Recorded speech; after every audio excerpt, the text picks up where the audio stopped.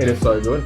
It is so good. It's another weekly episode of Friday Night Live. Welcome, ladies and gentlemen. My name is Kesh. That is Sean. That is Marc. If you haven't met us before, welcome to this episode. We teach people how to invest in real estate. We talk facts, keep out the fluff, market updates, and sometimes we just have fun and talk about the day-to-day in our lives, in an investor's life, and the Australian property market. Now, today's episode is very, very important, very close to my heart. I'm pretty sure it's very close to your heart, Sean. Absolutely. Marc, I know you love this. I know you love this topic. This is Marc's favorite topic because Marc is someone that, if people don't know, is someone who shoots straight, is very, very nice, has tough conversations to serve people for a daily basis, which, mate, I'm sure people really appreciate. I hope they do. They do, mate. Like, you've got a big heart, but I'm glad you have those sort of conversations with people because what you're doing with people, Marc, on a day-to-day basis, especially you, like, by the time they come around to Sean and I, like, you've had those conversations with these people, and these are conversations that people won't have. If you're curious to know what sort of conversations Marc has, click here, subscribe. Sign, pay now. Sign here. But reality is, guys, today's episode's about media and how irresponsible the media gets. And again, I'm not some like a 60-minute show where I'm going to make a big song and a dance about this, but it is irresponsible and they mislead people. And I get it. Media is not responsible. They get away with things like allegedly, could be, can be, but it really affects people. Yeah. And some of the things they cover, such as real estate, can affect someone's livelihood, can affect someone's future, can affect someone's inheritance, can affect someone's retirement, can leave people high and dry if they get sucked into this rubbish. And in today's episode, we want to talk about almost exposing how the media companies really run. And guys, you've got to understand this. Again, it is not coming from me or from Sean or Marc because we have a bias towards real estate. It's not about that. It's less about bias about real estate. It's more about how irresponsible they are with their languaging, how irresponsible they are with their messaging. And the idea today is to just make you aware, prove a little bit of a point, not so that you go and buy real estate or don't go buy real estate, at least that you have the right information in front of you to take a informed decision, if you guys will, right? Yep. But before we get into the topic tonight about irresponsible media, we want to know, we want to know how, Sean, how your week's been. Thank you, Kesh. Oh, well, I've been looking forward to this question all week, Kesh, and mate, I just love the energy on the show because tonight's episode is something that will string close to all of our hearts, right? But to answer the question, we'll get into that later. My week's been absolutely chaotic, and this time it's been really chaotic in a bad way. The reason I say it's chaotic in a bad way, deals getting pulled from under us.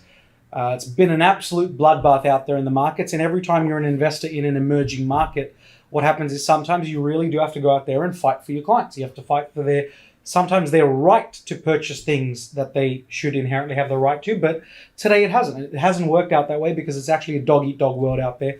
Those of you who are waiting on me to get back to you for a few things, don't worry, I haven't forgotten anything. I'm still going to get back to you very soon. But all in all, the week's been so chaotic, but in a bad way this time around. But I always say the future is always going to be bright, and every challenge is an opportunity in disguise. So things will get better, and that's what the journey of life's all about. So just to give everyone context here, so why Sean is saying in a bad way is at JR, when we help people, we've got no biases towards certain type of property or a certain location. We give people freedom of choice of location, and we want people to buy real estate that's going to actually serve them, right? And for good reason. So we're not here representing a certain pocket or, bias towards Melbourne or Sydney or what property is going to serve people. And what often happens in our world for people who don't understand is even after securing the property for people in this market today, it's getting pulled under us. And it is basically become almost impossible today. If you're someone who's in the market, you should be buying for position. Try and be less picky at the moment. it's not the time to be picky, because by the time you are going to decide to do something, 9 out of 10 times it's gone, or you're going to pay 50, 20, 30, 40, 50, I don't know, $100,000 above. And what happens as investors is if your yields start to drop, yield compression, we talk about that. Yep. That suddenly a very good deal doesn't stack up. And Marc, you've been in commercial finance, you know feasibility and how important those are. But anyway, I won't go on about that. Sean, you are doing an amazing job, and I know what a fight it is. But I just want to publicly say thank you for helping out our clients, helping us out to actually lead from the front and do the right thing for our clients. So thank you. Marc, coming to you. Yeah, well, how's your week? Been, a bit better than that, sorry to say. But it's been a very good week, otherwise Never known be as- sorry to be successful. No. It's been a cracker. It actually Cracker. I love it. Now we're talking. We have the official cracker break. I'm going to wait 20 seconds. It's hit the cracker subscribe break. There. Right Right. there. Jats. We got to actually put a little jats in there. Yeah, We do. And again, Kesh, let them know if they're listening. If they're listening. Jats, if you are listening, look, I've got iced tea here. We've got some Never secret fail.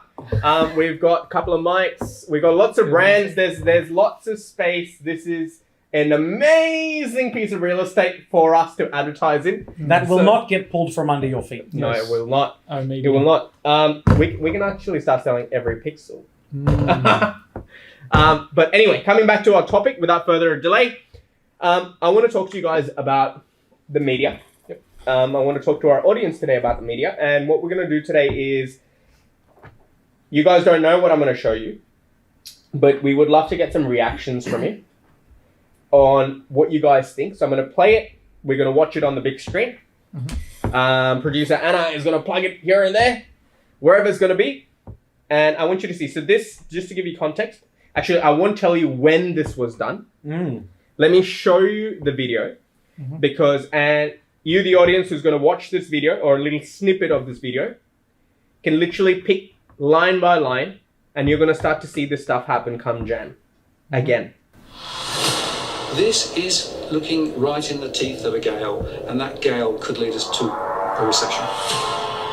It's coming. And it's not if, but when. The end of Australia's property boom time. Party's over.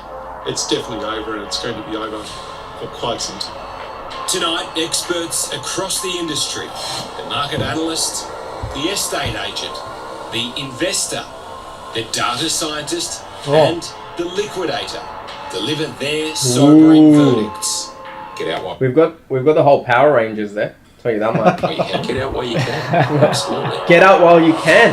At the worst end of the spectrum, if everything turned against us, we could see property prices 40 to 45% down from their peaks, which is a huge deal. 45% crashes. Big in the next couple of years. Everyone. Is this... Home ownership is our national obsession, but are we finally waking up from the great Australian dream? Boom. Okay.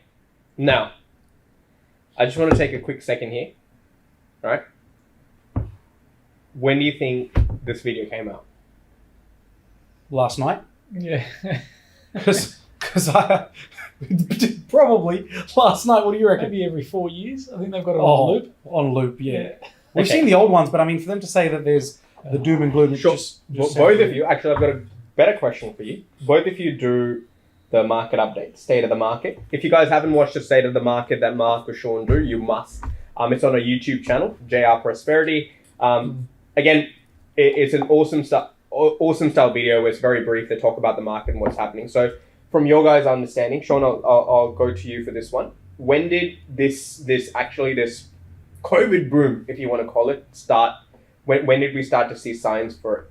Signs for the COVID actual boom started... I know there was no COVID, but you know what I mean? Like the actual timeline. COVID boom started pretty much around end of May 2020, when there were talks about the government looking to stimulate the economy and give grants and boosts to go out there and get your feet wet with property. So come 1st of June, I think when the boosts were announced, everything started flying off the shelves. Not only getting sold out, but turning towards December, having everything from a registered perspective completely sold out. Now, the funny thing is, from a registered perspective, everything's sold out. And Marc, you've worked with lots of developers in the commercial finance space where You've funded hundreds of millions of dollars, helped developers fund land developments, and so you were on the finance side of things. Mate, how long do most developers, like especially these large guys, would you say they're working 8, 10, 15 years on putting sites together and holding sites and so on and so forth? Yeah, look, there's a lot that goes into it. And I think a lot of people make mistakes as well. That's something that people don't talk about openly. We see all this, the magic and all the really nice things about glitz property. and the And the Lambos, Yeah. which we are all three getting. Yeah. Oh. But I think there's there's a lot to be considered, and I know people that have personally lost, besides our horror story the other day, on a smaller scale, people that have lost anywhere between $250,000 to $500,000 on sites that looked good in month number 1, and then at month number 9, when it was time to settle, market changes, things happen, all of a sudden feasibility don't stack. Sure. Right? And that's not over 5 years or anything. It's a 9-month period because And that's fantastic. And I'm glad you brought that up, because when Sean says everything registered got sold, you're saying these small-time developers go bust. That means there was very little real estate that actually came to market. The small guys did wrong FISOs, and they couldn't hold the site long. If they could hold the site long enough, they would have made money, right? Sean goes, the smaller investor, the mum and dad investor, before they woke up, stock had disappeared from the market. Correct. And what I think is this has not happened overnight. This has happened, this pressure's built up, and I'll do a whole different video, we don't have the time today, from 2017 onwards, where stock just doesn't disappear, okay? And this video right here came out in 2019, August 15, 2019, talking about the crash. So if you go back to the beginning, it says the real estate agent, the data analyst, the, I don't know, whichever clowns were up here. And the liquidator. And the liquidator, right? And it is just crazy, the sort of stuff these guys are saying. So let's watch on and see what these guys are saying. I gotta get home, there's a garden. I'm gonna skip a little bit of this. The birds have all moved back into life. Every house has a story. Young learn to fly, I will patch up the holes once again. For more and more of us, that story is going south. It's a shameful experience, especially when I have done well, and then to put my hand up and say, look, I do need help, but I've needed help for a while. In streets and suburbs across Australia, families are losing the mortgage battle. I don't think I'm the only one who's struggling. I don't think I'm the... And they're talking about this, and I want you to understand, there's no sign of COVID as yet. They were talking about unemployment rates and people losing, okay? And where I want to just stop here, and we talk about gentrification all the time. We talk about affluent score all the time. And again, in no way, shape, or form is this a classist statement, but there are going to be suburbs in every city, as we have seen in New York, as we see in LA, as we see in Mumbai, as we see in Hong Kong, in every large capital city, a global city, which is not just dependent on the domestic economy. There are people from overseas that are bringing in money and so on and so forth. So there's a certain part of society, whether COVID, no COVID, was going to be knocked out of the market anyway. So it's almost like survival of the fittest, right? Either their skill is obsolete, they haven't kept up with inflation, you talk about this, we did another video last week, ladies and gentlemen, about the default future, that they're broke.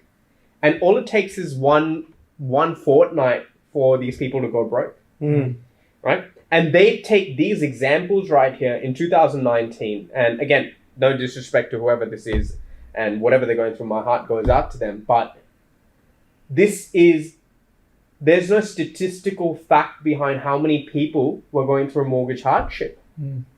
So they're going to show you 2 people right here, and then some idiot statistician, I'm pretty sure doesn't own any property, even if they do, it doesn't seem like it, right?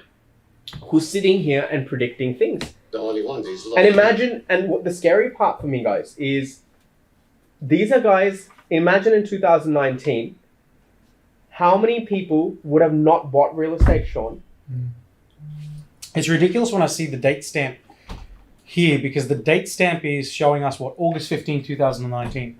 We were doing a few calculations a while back, but funnily enough, the highest ever return on investment deal percentage-wise we did was a deal that was actually inked in September 2019. Mate, a month after this video. And if that family had seen this, God knows what they would have thought. And today, goodbye to $750,000 worth of equity in less than 24 months. Now, let me take you back further. And funny enough, Marc, you brought this up. When was this video made? You're like, oh, this happens every 4 years. I love how casual you are about it. And this is what we want our audience to know. To be that casual about it, because...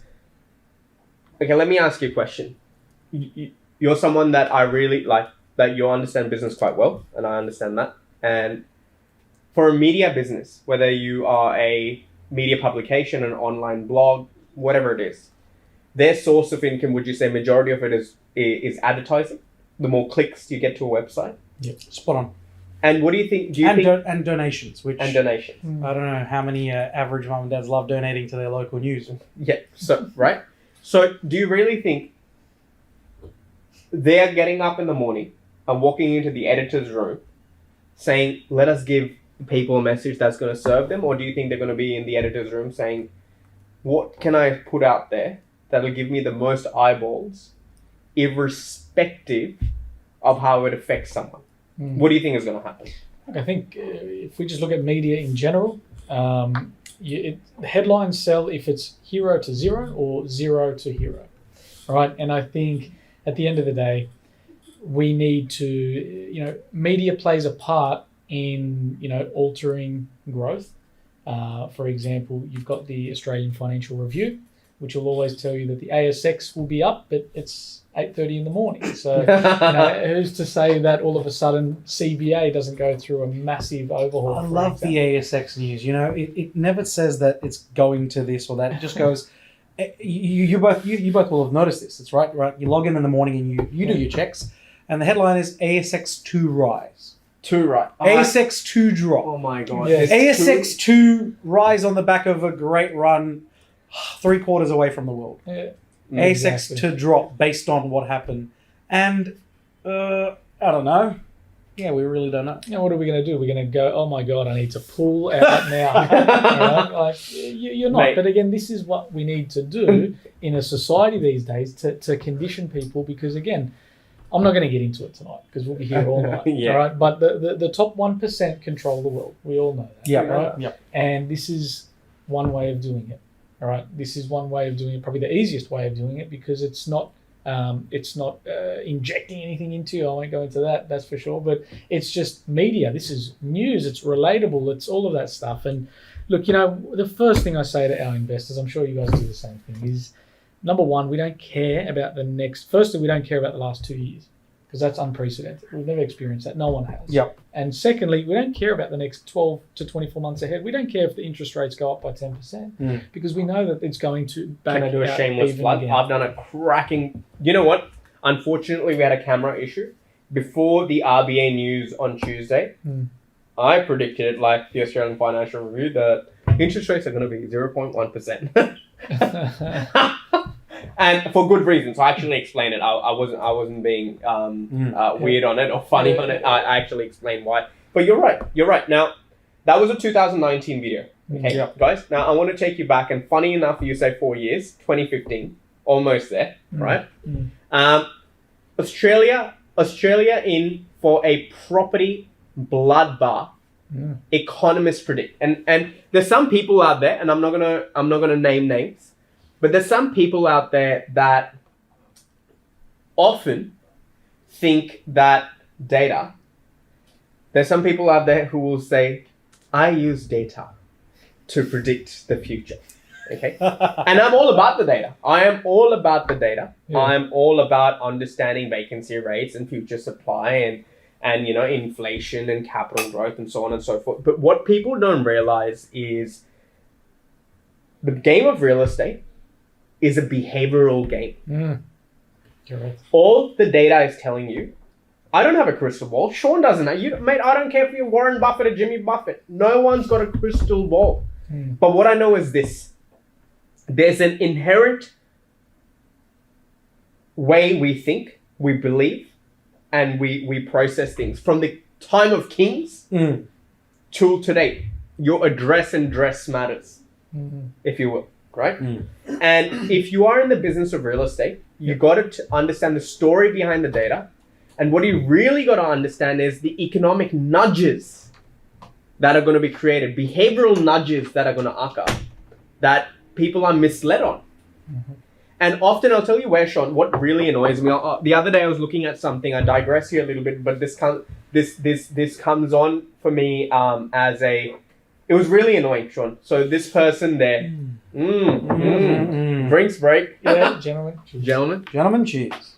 Love you all. Cheers, mate. We had click in the eyes. Good luck. So this really annoyed me, Sean. So this person was helped. There was a whole article about this guy bought in a mining town for $190,000, blah, blah, blah, 6% yield or something like that, blah, blah, blah, right? All of this sort of stuff. And this person's really happy and so on and so forth. And my first thought was in 10 years, this person's going to get up and realize I've had negligible capital growth because there were no behavioral nudges. I don't see a multi-millionaire moving to some godforsaken mining town. The second thing is, if they had to go to mining town, they would go on a helicopter. They're going to live there, right? The second thing is, you're not going to have any rental growth. So even if you did have, even if that property did go up in equity, and you want to realize that equity and buy the next deal, the rent is not going to climb up high enough to keep up with that. And say interest rates go up. Normally, economically speaking, when interest rates do go up, rents go up because people can't afford to buy real estate, so they're forced to rent. People will just abandon those pockets. And then there's some people out there who are selling these $5,000, $10,000 courses saying, I'll teach you how to use data. Yes, is data important? It is. Absolutely. But you got to understand that the story of real estate is beyond data. We're talking about buyer behavior. Yeah. You know, people thought internet was a fad. Yeah. They really did. Yeah. They really did. And again, today real estate or anything in the world is actual value and perceived value, and what will impact the change of that perceived value. Right. So coming to this article, in 23rd June 2015, Australia is in for a property bloodbath, economists predict. While the heads of two major real estate agencies believe there is no housing bubble in Australia, of course they would believe because they are real estate people like us and they would have a bias. And I do have a real estate bias. I'm not going to hide from that. And you know what? Like all these rich 1%s who back their buying decision, whether it's Elon Musk with Shiba Inu or it's some other billionaire, but that's the agenda. If enough of us believe and hold our real estate, why would it crash? True. Why would it crash? True. You know what I mean? And basically, even here, to summarize this, they were again talking about interest rates. The data clearly records by, I don't know, some random economist that Mr. Housing bubble is going to happen and policymakers are caught between a rock and a hard place. Reforms. Mate, this is 2015. We're hearing it again. Yeah. Can I say as well, two things. Firstly, economists, they do a good job, but they also get it wrong as well. They're not God. You can just talk about the CBA crashes, absolutely. The crashes for COVID. You're right. There's been, in the last 12 to 18 months, there has been so many wrong calls, I think we can all confidently say. I'm just talking real estate. I'm not talking anything else. All right. That was based on the economists' reports. Okay. And then economists have obviously backtracked a little bit. But I think what I wanted to mention, the most important part, is that we're in a market. Markets go up and down. So you'd be silly to expect that your real estate will forever go up. Yes, it will go up. And yes, it will plateau. Like we said last time. Is it going to drop from 9 trillion down to 4.5 trillion in the next 3 months? No. Well, if it does, just buy more then. I'd go on shopping. The three of us would be shopping. This is my prediction, right? If $9 trillion worth of real estate wiped out and it dropped down to whatever these clowns are saying, or potentially, allegedly saying, I don't think the banks are going to be calling for anything, mate. You've got to keep your house for free. They got bigger problems. Exactly. Mate, keep your house for free. Exactly. You know what I mean? So it's really, I think, where as much as I want to bag up and this is just a thought that has come to me, Sean, and I want to go to you with this, is media is to blame, but it's also consumer beware. So when they say buyer beware, even consumption of, like, mate, today my Instagram feed, or producer Anna's Instagram feed, or your Instagram feed, or Sean's, well, through ours might be very similar, but everyone's story is different. When I look, my wife's Instagram feed will be weddings and puppies and I don't know whatnot, and my Instagram feed is like cars and watches and real estate and all this sort of stuff. You know what I mean? So I think it's a psychology problem that these guys are able to prey on. Yes.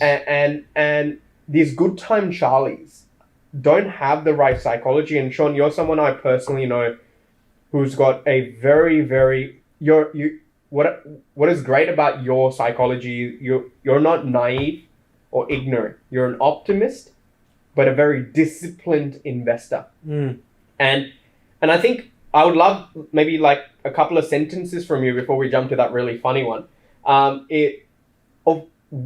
Where can people really start working on their psychology? Like, because if a news article is telling you whether you should be making $1 million purchase or making $1 million sale, like if that 2019 article where that data scientist says you should sell and get out right now, imagine someone who sold their $800,000 or $700,000 property in Sydney thinking, mate, I'm out, and their family is now renting, their incomes haven't gone up, and forever their family is out of a home. Yeah. How irresponsible is that? But again, I don't want to sit here. 60 Minutes is here to sell headlines at the end of the day, right? We should know. So Sean, where do you think people are going wrong with their psychology?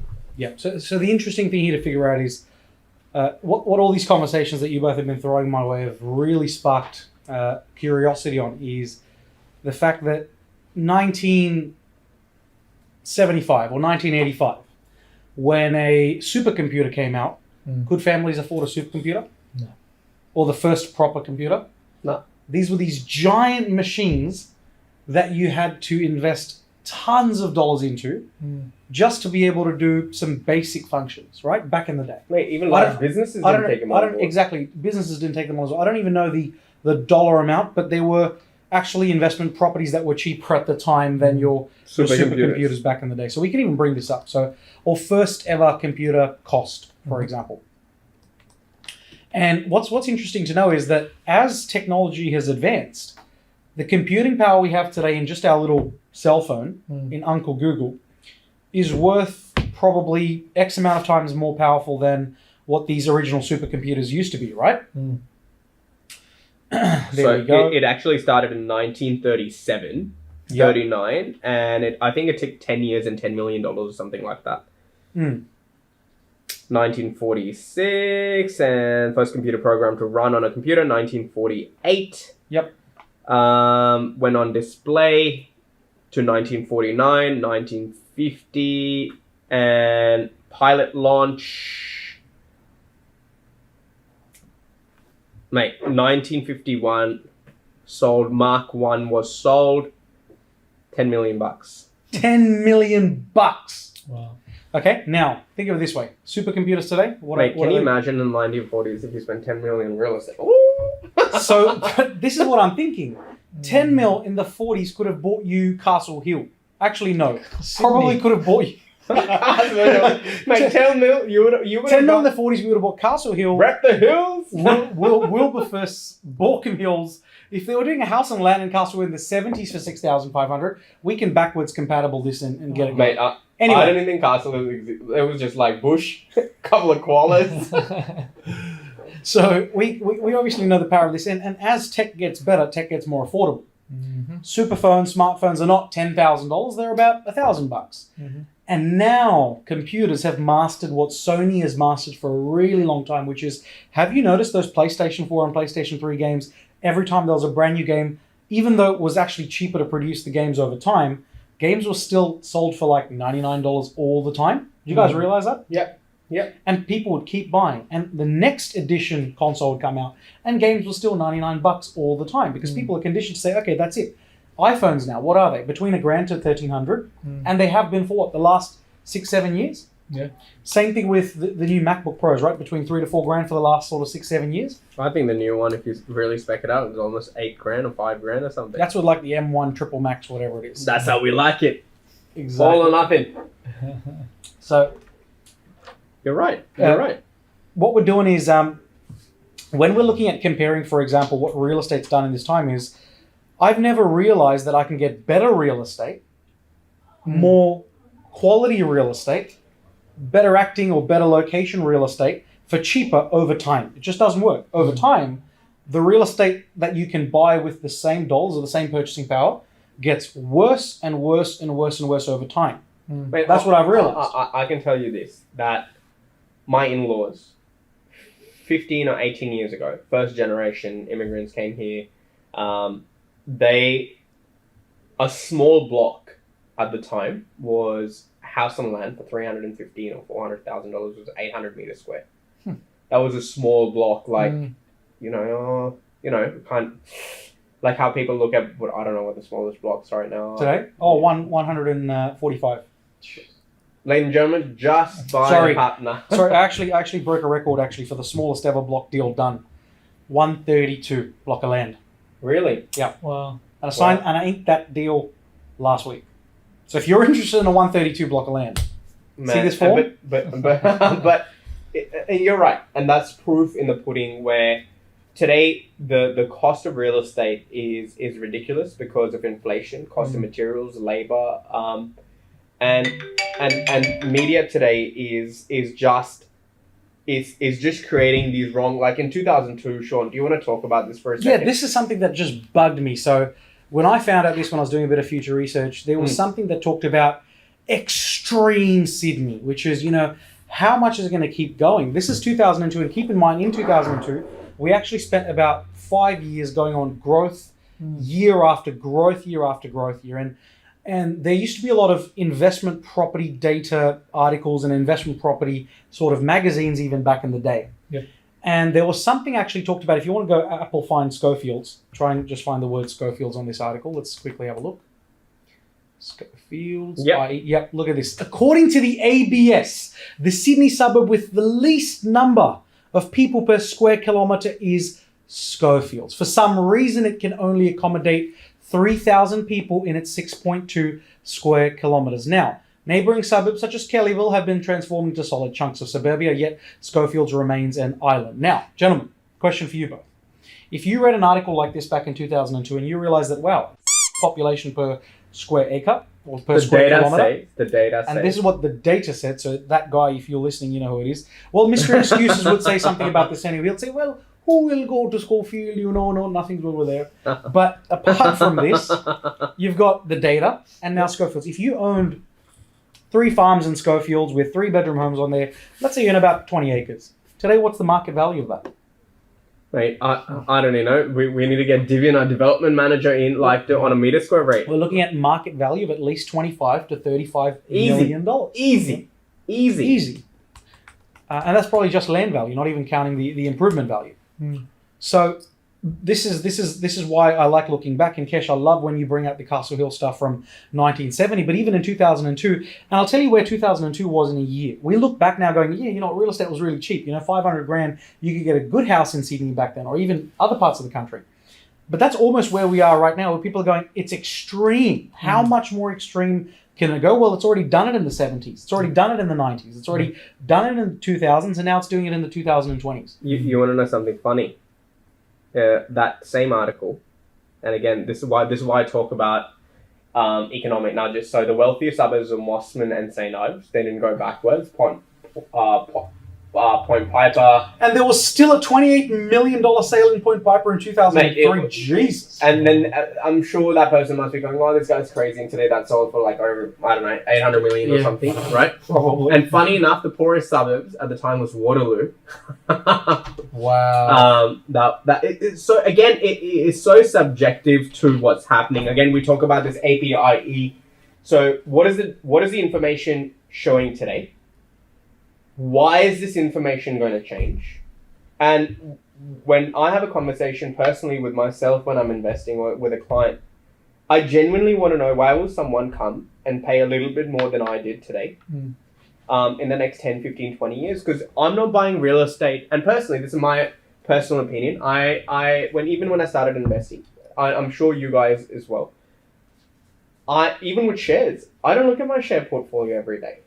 It doesn't matter because I know the fundamentals behind what the purchase is. Yep. I know that leaving my money in the losings account, 0.35%. So Combank is going to take my $200,000 and give it out to people in credit cards and 18, 19, 20%.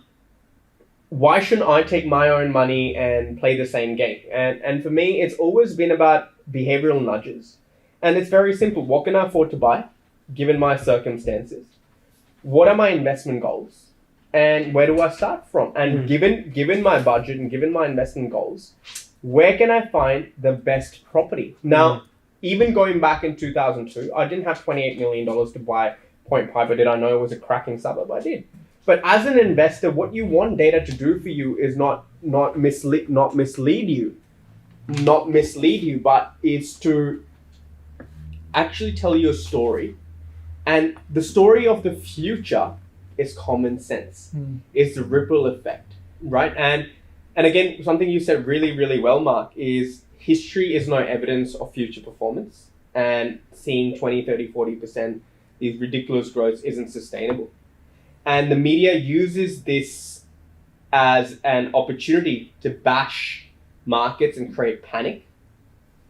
And the sad part about panic is a large portion of people find themselves absorbed.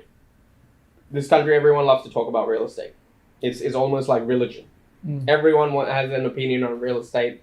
Everyone's got something to say. But I think it is our responsibility, and what Sean said as well, it's a mindset thing. Why are you so uncertain about your decision? And the simple thing is, what was your alternative? True. When people come and say, but it's risky, or Mr. Excuses will come and say, oh, but what if it crashed? I'm like, mate, what if you lose your job? That's the important question, Kesh. What's your alternative? And if the alternative is to sit back and do nothing, then just do that. Sit back and do nothing. Sit down, be quiet. This is not for you. Complain. If it takes 60 minutes to do a video and you can panic, and guys, again, this is why this is very important to me. Is it's not even about Marc. You've got a beautiful son, and every decision you make today is gonna directly or indirectly affect the quality of your child's life moving forward, right? And these are the sort of things, and the reason that's very close to my heart is because I knew people at the time who did sell their house. They did panic, right? And today they are renting because their incomes haven't gone up.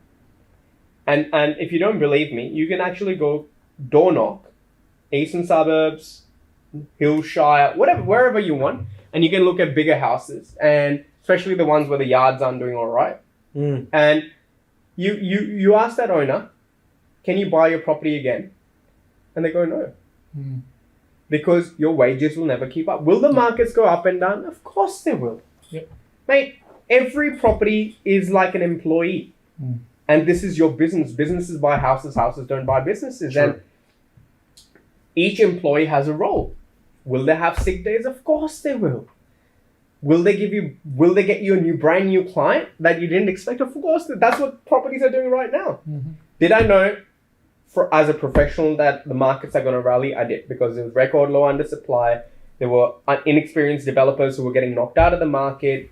And a majority of the population that were actually buying investments and houses actually didn't have massive job losses and income losses. No. They actually had income increases. And again, what part of the economy are you targeting? And again, I don't mean to sound classist here, but my bet moving forward is on the knowledge economy.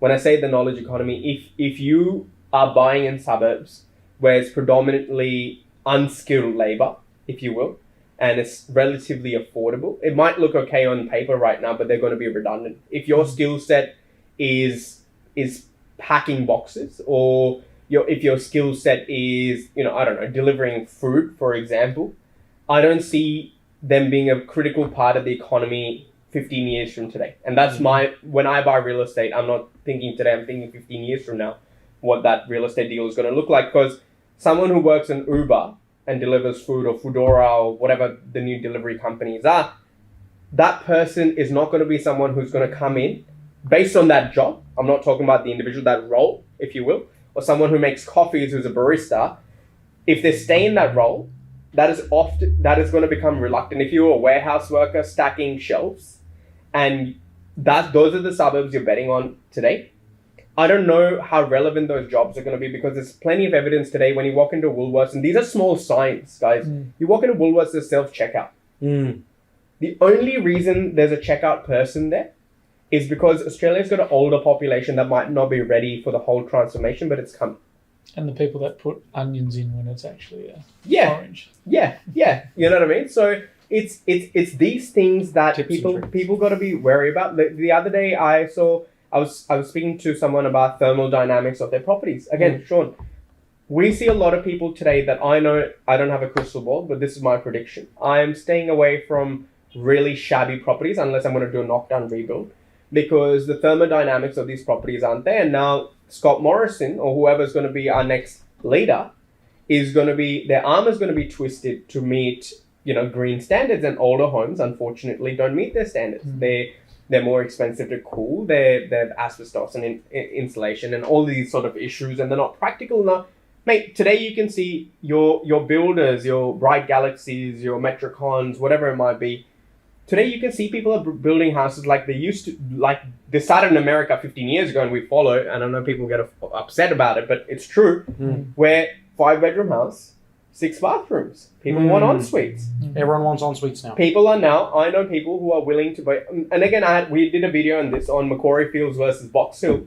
Today you can go to Macquarie Fields and buy a 600-700 meter square block with a very, very horrible house on it for still under $800,000. But yet, why are people going to Box Hill and paying $1.1 million for a negligible block? But they're building a premium house because buyer behavior has changed. True. And again, it comes down to behavioral nudges. If you're going to buy in a suburb where the locals choke to say where they live, if you're going to be hesitant to tell someone where you live, I don't see capital growth, to put it very simply. I don't see capital growth. If you're going at least not compared to those affluent pockets. Oh, absolutely. That's what I mean. There will still be growth, of course. There will be growth. When everything grows, everything grows. You know what I mean? But you're not going to see the transformation that we've seen, say, in the Ponds. Ponds was middle ring, aspirational people, hardworking people, but knowledge economy. Yep. They weren't rich people. They were middle class people, but part of the knowledge economy. Engineers, lawyers, consultants. The knowledge economy worker, as today, in this economy today, when people talk about work and this and that, mate, anyone who was in a consulting role, anyone who was a doctor, anyone who was a nurse, anyone who was a logistics expert, anyone, I'm not even talking about uni degrees, anyone who was an electrician or a plumber, like anything skilled, part of the knowledge economy, have excelled. They've had record-breaking years. Yeah. You think a plumber's complaining right now? You think they're not doubling down on properties? And when people say, oh, how long can Sydney carry it? You got to realize we're only 5.5 million people. All it takes is 10% of the population to make a change for markets to go from one Saturday to another Saturday, and we rally. We rally. Like, I can tell you something funny. You know, we we're talking about Perth in the office the other day. Perth, so I look at clearance rates every Saturday just to see where the heats are in the moment. And Perth, not last Saturday, the Saturday before, was sitting at about 35% clearance rate, and today's at 100. 2 Saturdays. 100 clearance rate. 100. Mate, how do you go from 35 to 100? Like, that's what I'm saying. So be very careful on people who, whether it's media or they're these YouTubers who are like, oh, data will tell you story. Of course it will. I'm not saying data is right. I believe in it 100%. It's factual. And is it important? Very. Right? But you got to understand the story beyond the data. We're trying to predict buyer behavior. And all data is telling you what's happening right now. You can make a good guesstimate on what's happening in the future. We need to be very, very aware to get sucked into this sort of stuff, because every single year there will be media news. These same jokers, these same monkeys will jump up and go, oh, is this a boom or a bust? Or is this or that? It's not, if, it's just when. Yeah. And the reality is, again, when you think about it, most people today who are funding elections or who are voting or who are any position of influence are homeowners. And people with influence are a very good example is the Canberra real estate market. Very small population. Please explain why houses are selling for over $1 million into units are selling for 700,000-800,000. You know what I mean? So in the golden triangle of Canberra, why is this behavior happening? It doesn't take a lot of people to move the market. And we were talking about, I don't know if we did this on a show or not, $70 trillion this year was just passed down to the next generation, just inheritance. So what I was saying to you, Marc, if you do well, your son's not going to start as a first home buyer. He's going to get an unencumbered property, one of your investments, to start his life with. Not that you have to do that, but I know you would like to do that, right? Because of the decisions you made today. But if you're an idiot who gave up at the first drop of some media headline, you've not only done a disservice to yourself, mate, we've lived our lives, you know what I mean? Like, we're going to be fine. Well, what we're experiencing in Australia is what's been going on in the US for decades anyway. Yep. Right? And it's nothing new here. 100%. And I think people have to be more careful now from the cheap and nasty, because there was never a wealth gap, and this boom has created a wealth gap, and the wealthy will keep going. Yeah, it doesn't slow down. Am I going to buy a property next year? Absolutely. Will I buy property after that? Absolutely. Will I borrow money at 7%? Absolutely. The only reason we would ever stop is if we couldn't borrow any more money. That is the only reason Exactly. we would not stop. And I think people got to be, guys, the message here anyway is super simple. We don't want you to miss out and take wrong decisions. If you're uncertain, speak to people who understand it. Don't have barbecue conversations and give in to the hype, if you will. And you're doing yourself a disservice. And if you're going to enter the world of real estate, it is more a psychological game than a property game. And you got to have a certain psychology behind you. And if you're not going to have it, this is not for you. There's not for you. Go buy a scratch it. I don't know.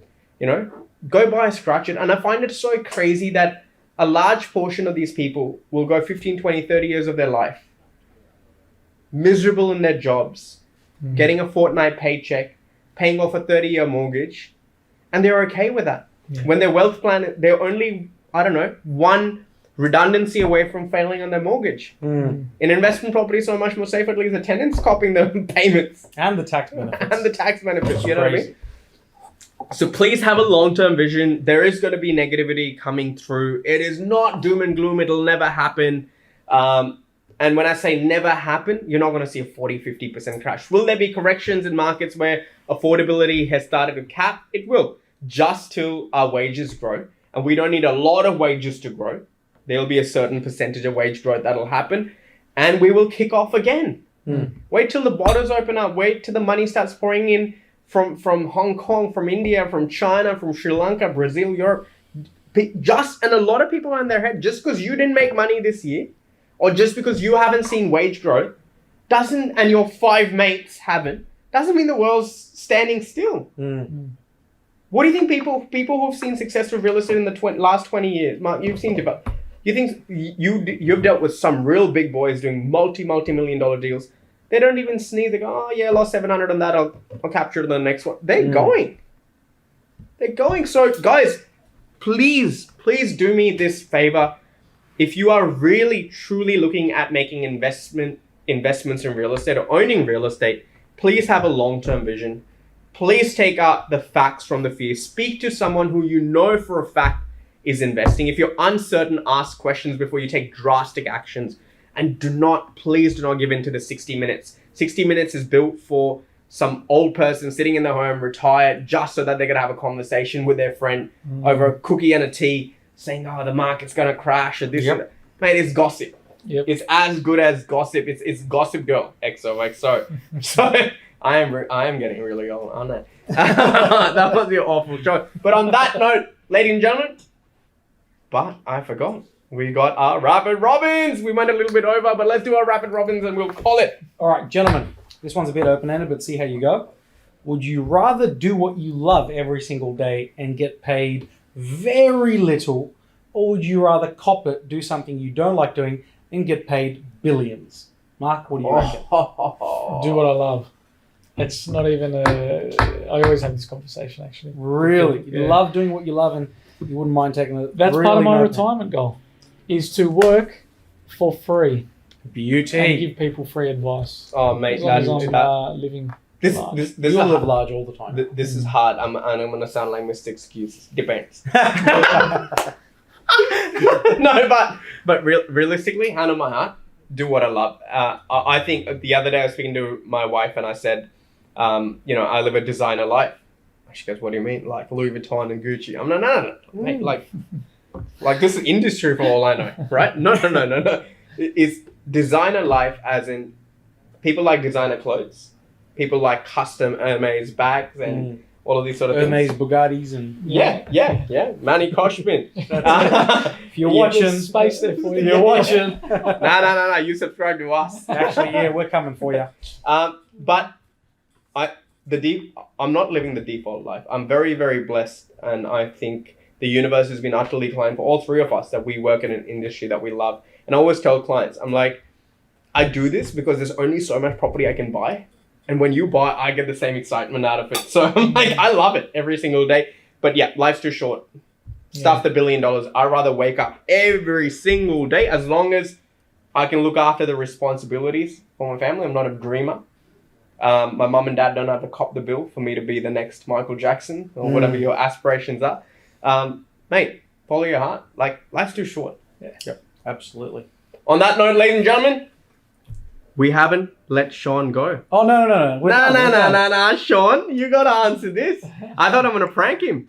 I thought it was almost done. Nah. All right, ladies and gentlemen. Well, I'd work for the billions, and I'd build my freedom very quick, so that then I can do what I love for 64,000 now. We gotta do a video, guys. Leave a comment. You gotta make Sean. You gotta force Sean to do his 40 video. It's a 60-second video that'll change your life. So in the comments, if you want Sean to do that video, that's the only video you'll ever have to watch in your life. You don't have to watch any other FNL. That'll be a independent video only on JR's LinkedIn. The 40 rule, and it'll be a game changer. On that note, we've gone way over.